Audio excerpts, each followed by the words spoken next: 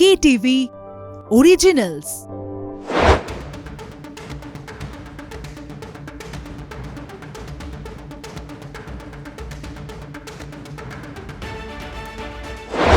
নমস্কার, দেখছেন কলকাতা টিভির সঙ্গে রয়েছে আমি স্বর্ণালী। শুরু করছি stadium bulletin in association with Assure. আর এই আলোচনায় আজকের আমাদের স্টেডিয়াম বুলেটিনে আমার সঙ্গে এই মুহূর্তে রয়েছেন কলকাতা টিভির assistant sports editor Joyjyoti Ghosh. Joyjyoti, আমরা জানি যে সামনেই কিন্তু T20 ম্যাচ রয়েছে এবং তার আগেই দল নির্বাচন, এবং সেই দল নির্বাচনে আচমকাই বেছে নেওয়া হলো মোহাম্মদ শামিকে।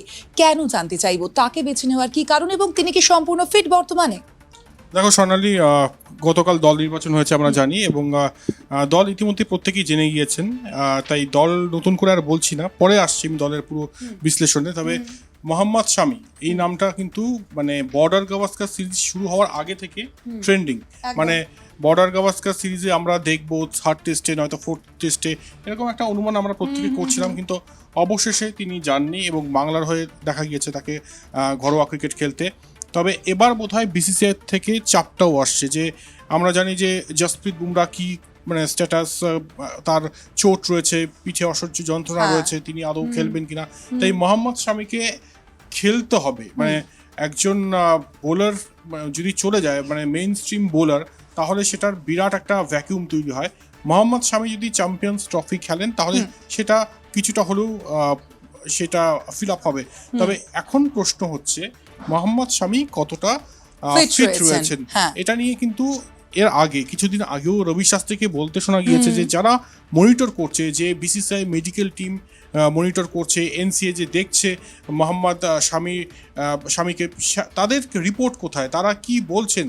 তিনি এটাও বলেছেন যে রিহ্যাবই যদি থাকে মোহাম্মদ শামি, তাহলে মোহাম্মদ শামিকে কেন অস্ট্রেলিয়াতে নিয়ে আনা হলো না, তাহলে তিনি টিমের সঙ্গে থাকতেন সেকেন্ড টেস্ট থার্ড টেস্ট, এবং যদি নাও খেলতে হতো তাহলেও তিনি থাকতেন একটা চর্চায়, এবং রিহ্যাব অস্ট্রেলিয়াতেই হতে পারতো মোহাম্মদ শামি। এখন টুইস্ট হচ্ছে যে একদম তাকে দলে নিয়ে নেওয়া হয়েছে, এবং মোহাম্মদ শামি শেষ ম্যাচটি খেলেছিলেন 2023 19 নভেম্বর বিশ্বকাপ ফাইনাল আহমেদাবাদে। তারপর কিন্তু কোনো ম্যাচ খেলেননি, মানে আমি আন্তর্জাতিক ম্যাচের কথা বলছি। তাই তার ফিটনেস লেভেল এখন কি পর্যায়ে রয়েছে একমাত্র বেস্ট মোহাম্মদ শামি বলতে পারবেন। যদিও তিনি খেলছেন কিছু ঘরোয়া ক্রিকেট খেলছেন, অবশ্যই আশা করব যে তিনি বেটার ফিল করছেন, এবং অবশ্যই তার সঙ্গে কথা বলে হয়তো নিশ্চয়ই এটা করা হয়েছে। আর এটাও যা খবর বিসিসিআই সূত্র মারফত, যে 5টা T20 সিরিজ বা 5টা T20 ম্যাচ রয়েছে এই সিরিজে ভারত ইংল্যান্ড, 5টা ম্যাচে কিন্তু মোহাম্মদ শামিকে খেলানো হবে না। আচ্ছা, কারণ কেন খেলানো হবে না সেটা হচ্ছে যে ওয়ার্কলোড ম্যানেজমেন্টের উপর ধ্যান দিচ্ছে। কারণ যে জিনিসটা হয়েছে জসপ্রীত বুমরা কে নিয়ে, যে সমানে বোলিং করে গিয়েছেন রোহিত শর্মা, এবং তারপরে কি পরিণতি আমরা দেখেছি, যে লাস্ট টেস্টের আমরা দেখেছি যে লাস্ট দিন তিনি বোলিং করতে পারেনি, এবং সেটা একটা বিরাট পার্থক্য কিন্তু করে দিয়েছে।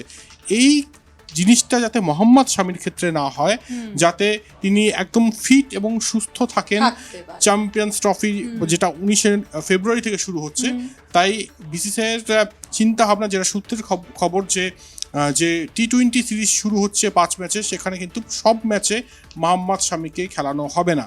তাই ইন্টারেস্টিং হবে দেখা যে কিভাবে এখানে ব্যবহার করেন না ক্যাপ্টেন সূর্যকুমার যাদব মোহাম্মদ শামিকে। তবে একটাই ভালো খবর, সেটা হচ্ছে ইডেন গার্ডেন্সে ফার্স্ট T20 শুরু হচ্ছে 22 জানুয়ারি। ইতিমধ্যেই টিকিটের চাহিদা তুঙ্গে ভারত ইংল্যান্ড এই T20 ম্যাচকে ঘিরে।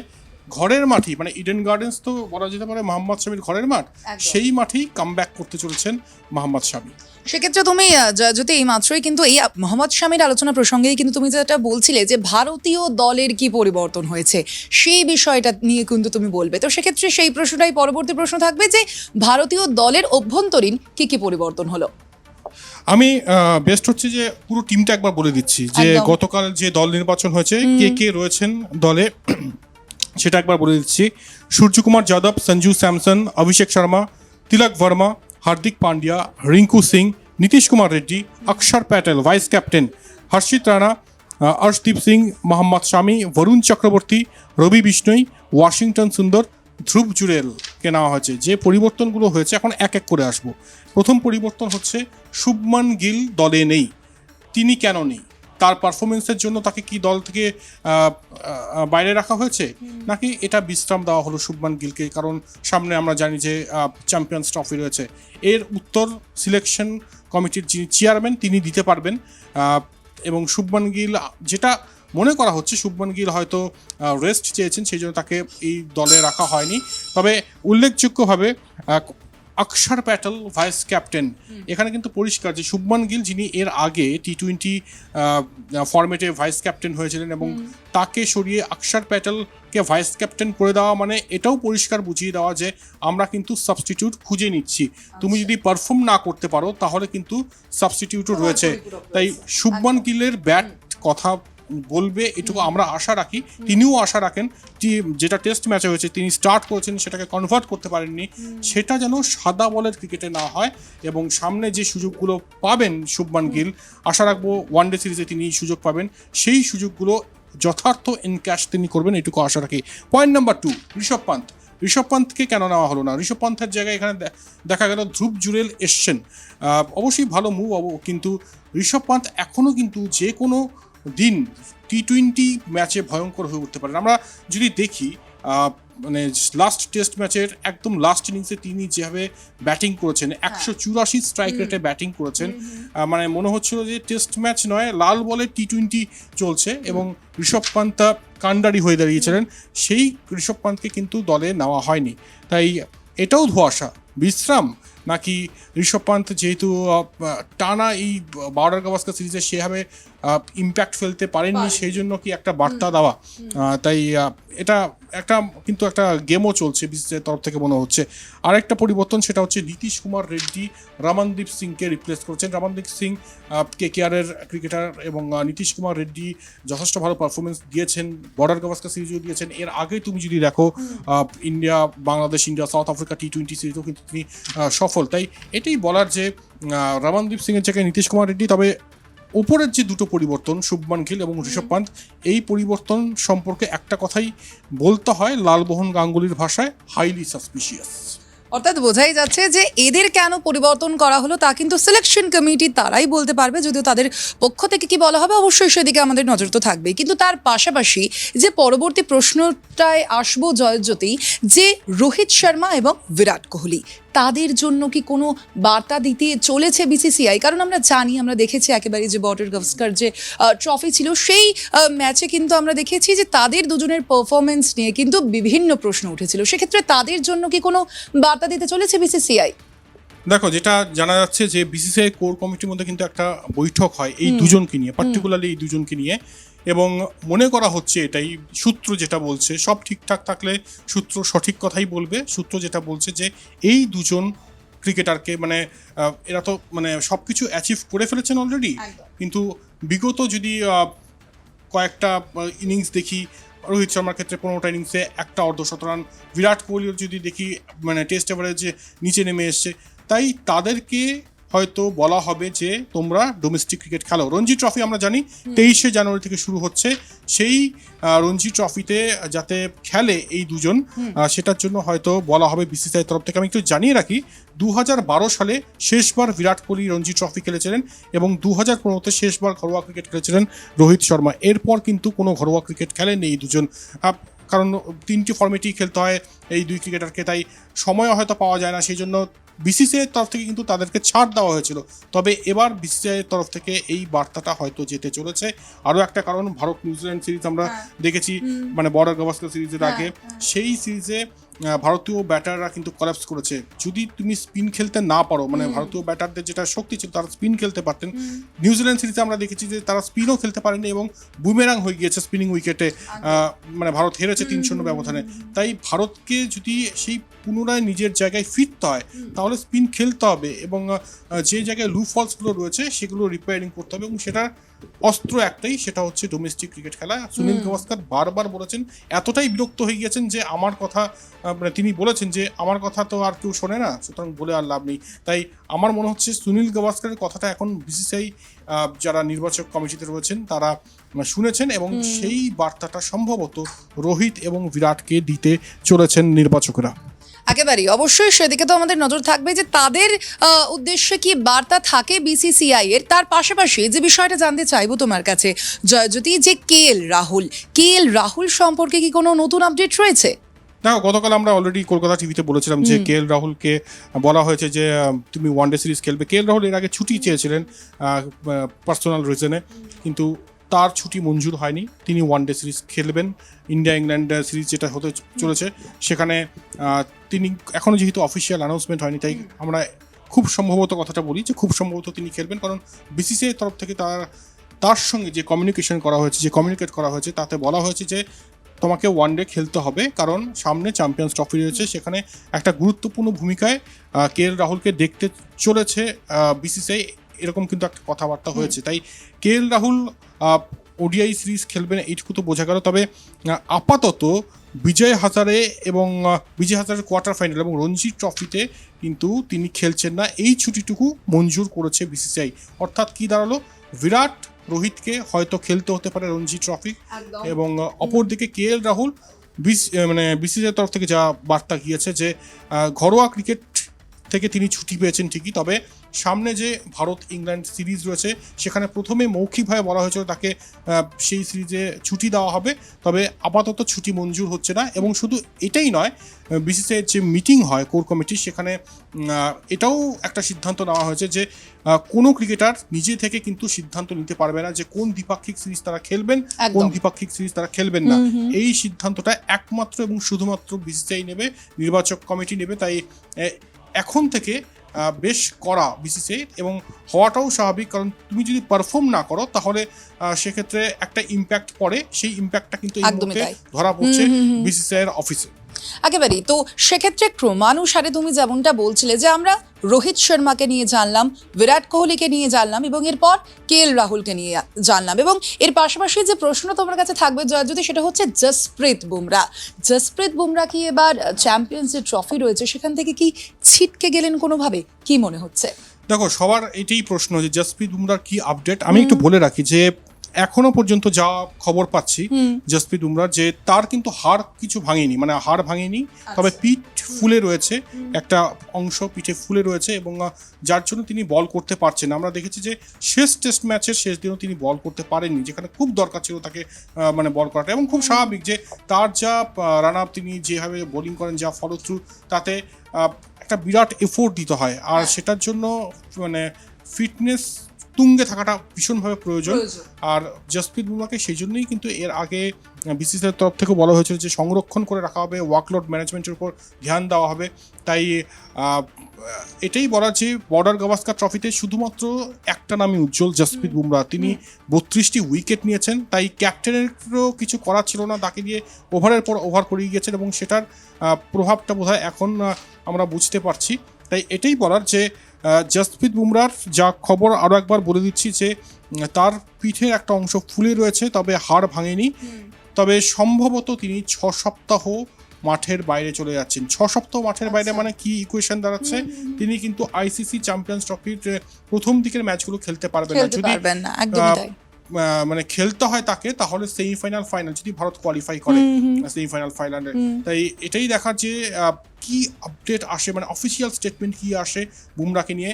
সম্ভবত তিনি 6 সপ্তাহ মাঠের বাইরে যেতে চলেছেন, এটা এখনো পর্যন্ত কলকাতা টিভির কাছে খবর।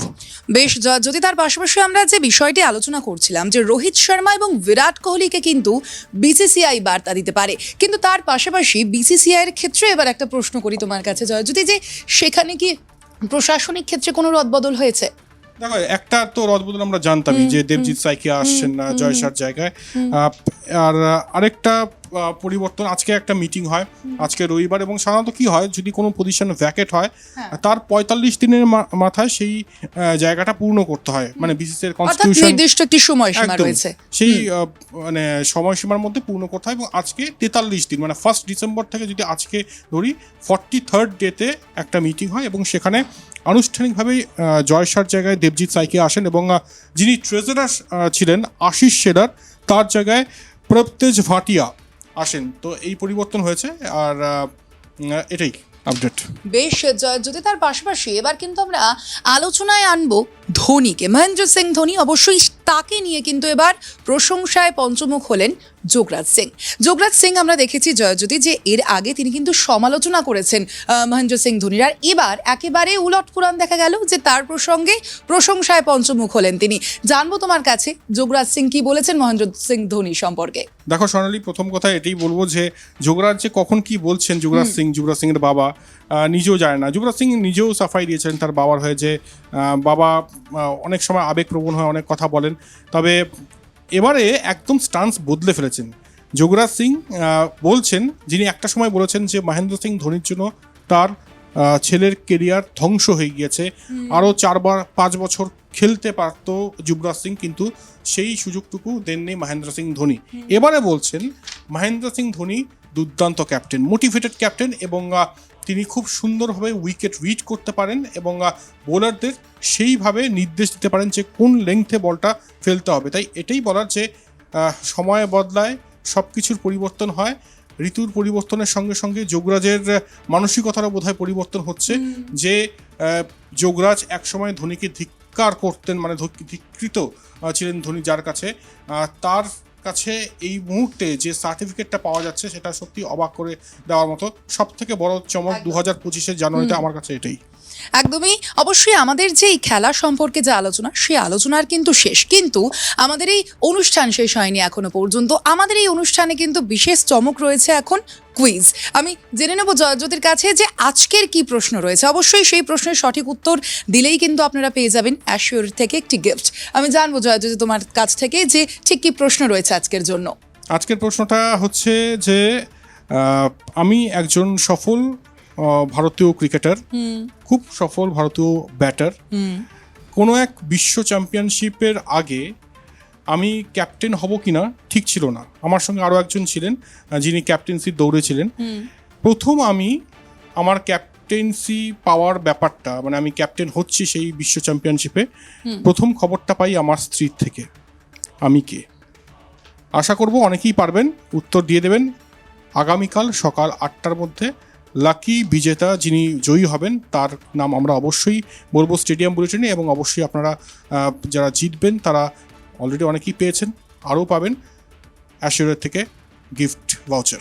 একেবারেই, অর্থাৎ বোঝাই যাচ্ছে যারা ক্রীড়া প্রেমীরা রয়েছেন আপনারা, তারা কিন্তু ইতিমধ্যেই উত্তর দেওয়াটা শুরু করে দিন, এবং তারপরেই কিন্তু আপনারা পেয়ে যেতে পারেন অ্যাশিওরের পক্ষ থেকে একটি গিফট।